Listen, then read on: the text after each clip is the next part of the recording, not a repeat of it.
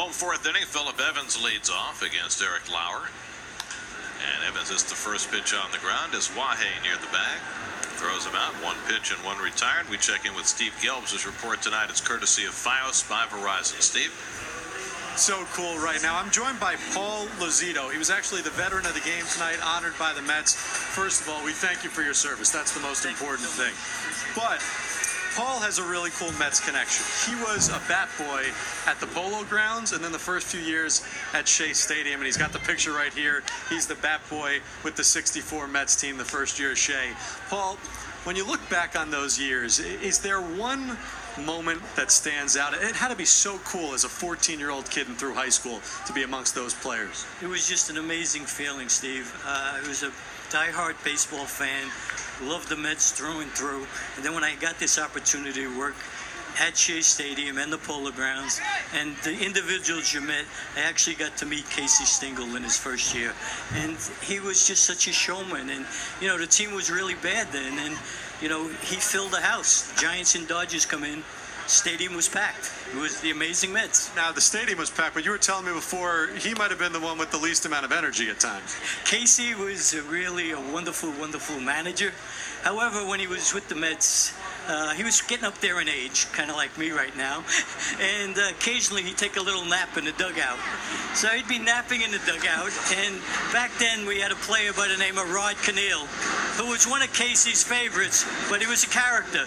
So while Casey was taking a little nap, Rod Cannell gave him a hot foot and told the whole team, and you see Casey just jump up. I mean, it was something I'll never forget. It was amazing. You know, you were present for so many great moments. Is there one game that stands out above the rest for you? Well, one of my favorites was, and this was a little ironic because I had finished being a bat boy, I was drafted into the Army, and I came back in 1969, and Herb Norman, the clubhouse manager, let me suit up and be an honorary bat boy.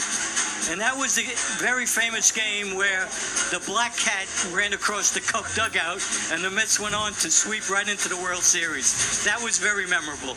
And also the 1964 All-Star game at Shea Stadium.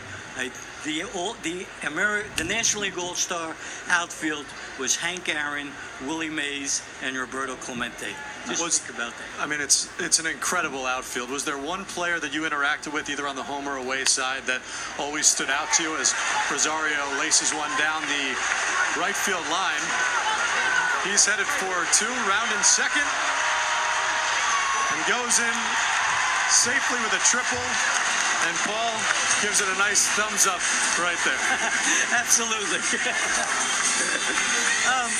Two of the players that really, really stood out for me were Eddie Kranepool, who, kind of ironic, he wasn't much older than me when he was playing for the Mets, and he lived in not too far from where I was in the Bronx. And of course, Pete Rose, unfortunate what happened to him, but when he was a ball player, he stood for everything I would try to be on a baseball field. But there are so many of them. Every experience I had with them was just top notch. What about Sandy Koufax? We have a picture that you sent us of you and Sandy Koufax, both in Dodgers uniforms. He was the greatest pitcher I ever saw. And aside from being such a great pitcher, one of the nicest human beings you'd ever want to meet. He was amazing. I think he's the greatest left-handed pitcher that ever lived. He was something to see. And when he was pitching against the Mets, you know, it was hard to root against him. He was just such a classy individual. Paul, you are a classy individual, my friend. I really appreciate the time. We could spend hours talking to you, but this was such a thrill, so much fun. And again, thank you so much for your service. It's the most important aspect of all this. Thank you so much. And just one thing I'd like to say, thank all the men and women in uniform. 100%. Thank you so much. Gary, back to you. Thanks, Steve, and thanks so much to Paul. That was superb. Superb. Outstanding.